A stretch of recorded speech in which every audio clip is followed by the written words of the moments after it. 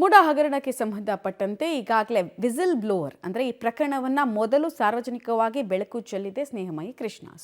ಅವರು ಈಗ ಮುಖ್ಯಮಂತ್ರಿಗಳಿಗೆ ಒಂದು ಸವಾಲನ್ನು ಹಾಕಿದ್ದಾರೆ. ಒಂದು ವೇಳೆ ತಾವು ಮೂಡಾ ಸೈಟ್ ವಿಚಾರದಲ್ಲಿ ತಪ್ಪು ಮಾಡಿದರೆ ಸಿಎಂ ಸ್ಥಾನಕ್ಕೆ ರಾಜೀನಾಮೆ ಕೊಡ್ತೀರಾ ಅಂತ ಕೇಳಿದ್ದಾರೆ. ನೀವು ತಪ್ಪು ಮಾಡಿದರೆ ನೀವು ರಾಜೀನಾಮೆ ಕೊಡಿ, ಪ್ರಕರಣದಲ್ಲಿ ತಪ್ಪಿದ್ರೆ ನಾನು ಜೈಲಿಗೆ ಹೋಗೋಕ್ಕೆ ತಯಾರಿದ್ದೀನಿ ಅಂದಿದ್ದಾರೆ. ಈ ಕುರಿತು ಸ್ನೇಹಮಯಿ ಕೃಷ್ಣ ಜೊತೆಗೆ ಧಾರವಾಡದ ವರದಿಗಾರ ಜಾವೇದ್ ಮಾಡಿರುವಂತಹ ಚಾಟ್ ಇಲ್ಲದೆ.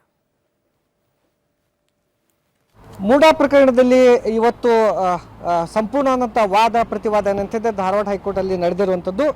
ಸ್ವತಃ ಸ್ನೇಹಮಯಿ ಕೃಷ್ಣ ಅವರು ಏನಂತಿದ್ರೆ ಹೈಕೋರ್ಟಿಗೆ ಬಂದಿದ್ದರು, ವಾದ ಪ್ರತಿವಾದ ಏನಂತಿದ್ರೆ ಆಲಿಸಿದ್ರು. ಸಾಕಷ್ಟು ಏನಂತಿದ್ರೆ ವಿಚಾರಗಳು ಏನಂತಿದ್ರೆ ನ್ಯಾಯಮೂರ್ತಿಗಳ ಎದುರಿಗೆ ಏನಂತಿದ್ರೆ ವಕೀಲರು ಆದಂಥ ಮಣಿಂದರ್ ಸಿಂಗ್ ಅವರಾಗಿರ್ಬೋದು, ಆಮೇಲೆ ಬೇರೆ ಬೇರೆ ವಕೀಲರು ಏನಿದ್ರು ಅವರೆಲ್ಲರೂ ಏನಂತಿದ್ರೆ ತಮ್ಮ ವಾದವನ್ನು ಮಂಡಿಸಿದ್ದಾರೆ. ಇದಕ್ಕೆ ಸಂಬಂಧಪಟ್ಟಂತೆ ನಮ್ಮ ಜೊತೆ ಏನು ಹೋರಾಟ ಮಾಡ್ತಾ ಇದ್ದಾರೆ ಮೂಡಾ ಸೈಟಿಗೆ ಸಂಬಂಧಪಟ್ಟಂಗೆ ಅವರು ಸ್ನೇಹಮಯಿ ಕೃಷ್ಣ ಇದ್ದಾರೆ. ಅವ್ರೇನು ಹೇಳ್ತಾರೆ ನೋಡೋಣ. ಸರ್ ನಮಸ್ಕಾರ. ಇವತ್ತು ಏನಂತಿದ್ರೆ ಧಾರವಾಡ ಹೈಕೋರ್ಟ್ ಪೀಠ ಈ ಒಂದು ಪ್ರಕರಣದ ಸಂಬಂಧಪಟ್ಟಂಗೆ ತೀರ್ಪನ್ನು ಕಾಯ್ದಿರಿಸಿದೆ. ಏನಾಗ್ಬೋದು ಅಂತೀರಿ ಸರ್ ಮುಂದೆ? ಸರ್, ಇವತ್ತು ನಮ್ಮ ವಕೀಲರು ಮತ್ತು ಪ್ರತಿವಾದಿಗಳ ವಕೀಲರು ಸಾಕಷ್ಟು ಸುದೀರ್ಘವಾಗಿ ವಾದ ಮಂಡನೆ ಮಾಡಿದ್ದಾರೆ. ಇವನ್ನೆಲ್ಲ ಆಲಿಸಿದ ಮಾನ್ಯ ನ್ಯಾಯಮೂರ್ತಿಗಳು ತೀರ್ಪನ್ನು ಕಾಯ್ದಿರಿಸಿದ್ದಾರೆ. ನಾವು ಇವತ್ತು ಈ ಪ್ರಕರಣ CBI ಯಾಕೆ ಕೊಡಬೇಕು ಅನ್ನೋದ್ರ ಬಗ್ಗೆ ಸಾಕಷ್ಟು ಮಾಹಿತಿ ದಾಖಲಾತಿಗಳನ್ನು ಮಾನ್ಯ ನ್ಯಾಯಮೂರ್ತಿಗಳ ಗಮನಕ್ಕೆ ತಂದಿದ್ದೀವಿ ಮತ್ತು ಮಾನ್ಯ ಸರ್ವೋಚ್ಚ ನ್ಯಾಯಾಲಯ ನೀಡಿರೋ ತೀರ್ಪುಗಳನ್ನು ಕೂಡ ಗಮನಕ್ಕೆ ತಂದಿದ್ದೀವಿ. ಇವೆಲ್ಲವನ್ನು ಪರಿಗಣಿಸಿ ಮಾನ್ಯ ನ್ಯಾಯಾಲಯ ನಮ್ಮ ಒಂದು ಮನವಿಯನ್ನು ಪುರಸ್ಕರಿಸಿ ಈ ಪ್ರಕರಣ CBIಗೆ ಕೊಡುವಂಥ ಸೂಕ್ತ ಆದೇಶ ಮಾಡುತ್ತ ನಿರೀಕ್ಷೆ ನಮಗಿದೆ. ಖಂಡಿತವಲ್ಲ ಸರ್, ನಾನು ನಿಮ್ಮ ವಾಹಿನಿ ಮುಖಾಂತರ ಮುಖ್ಯಮಂತ್ರಿ ಸಿದ್ದರಾಮಯ್ಯ ಸವಾಲಾಗ್ತೀನಿ ಸರ್. ಅವ್ರ ಹೆಂಡತಿ ಶ್ರೀಮತಿ ಪಾರ್ವತಿ ಅವರಿಗೆ ಏನು ಕ್ರಯಪತ್ರ ನೋಂದಣಿ ಮಾಡಿದರೆ ಆ ಕ್ರಯಪತ್ರದಲ್ಲಿ 2015ನೇ ಇಸ್ವಿಯಲ್ಲಿ ಕರ್ನಾಟಕ ಸರ್ಕಾರದಿಂದ ಒಂದು ಅಧಿಸೂಚನೆ ಆಗಿದೆ. ಅದರ ನಂಬರು UDD/188/2014 ಅಂತೇಳಿ. ಆ ಅಧಿಸೂಚನೆ ಪ್ರಕಾರ 50-50 ಅನುಪಾತದಲ್ಲಿ ನಿವೇಶನ ಕೊಡಲಾಗಿದೆ ಅಂತೇಳಿ ಅವರ ಒಂದು ದಾಖಲೆಯಲ್ಲಿ ಸ್ಪಷ್ಟವಾಗಿರುತ್ತೆ.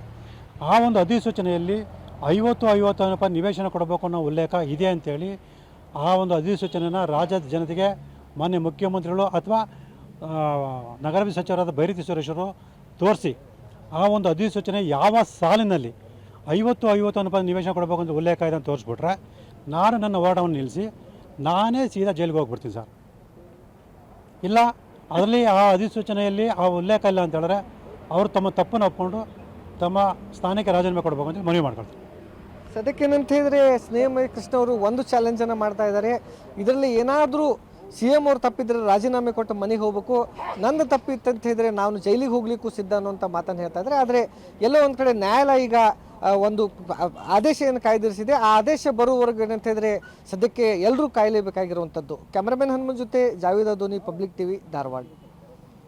ಮುಂದಿನ ರಾಜಕೀಯ ಭವಿಷ್ಯ ಹೇಗಿರುತ್ತೆ ಸಿದ್ದರಾಮಯ್ಯ ಅವ್ರದ್ದು ಅಂತ ಡಿಸೈಡ್ ಮಾಡುವಂತಹ ಪ್ರಕರಣ ಕೂಡ ಇದಾಗಿರೋದ್ರಿಂದ ಕುತೂಹಲ ಇದೆ. ಇನ್ನೊಂದು ಕಡೆಗೆ ಸ್ನೇಹಮಯಿ ಕೃಷ್ಣ ಡೇ ಒನ್ನಿಂದ ಕೂಡ ಭಾಳ ಅಗ್ರೆಸಿವ್ ಆಗಿ ಹೋರಾಟಗಳನ್ನು ಮಾಡ್ಕೊಂಡು ಬರ್ತಾ ಇದ್ದಾರೆ. ಲೋಕಾಯುಕ್ತಕ್ಕೆ ಹೋದ್ರು, ಅಲ್ಲಿ ಕಂಪ್ಲೇಂಟನ್ನು ತಗೊಳ್ಳಿಲ್ಲ ಅಂತ ಹೇಳಿ ಮತ್ತೆ ರಾಜ್ಯಪಾಲರ ಕದ ತಟ್ಟಿದ್ರು, ಪ್ರಾಸಿಕ್ಯೂಷನ್ಗೆ ಅನುಮತಿ ಕೊಡಿಸಿಕೊಳ್ಳುವಂತೆ ನೋಡಿಕೊಂಡ್ರು. ನಂತರ ಲೋಕಾಯುಕ್ತ ತನಿಖೆ ಯಾಕೋ ಸರಿ ಬರ್ತಾ ಇಲ್ಲ, ಪಾರದರ್ಶಕತೆಯಿಂದ ಕೂಡಿಲ್ಲ ಅಂತ ಹೇಳಿ ಡಿವಿಷನಲ್ ಬೆಂಚಿಗೆ ಹೋದರು.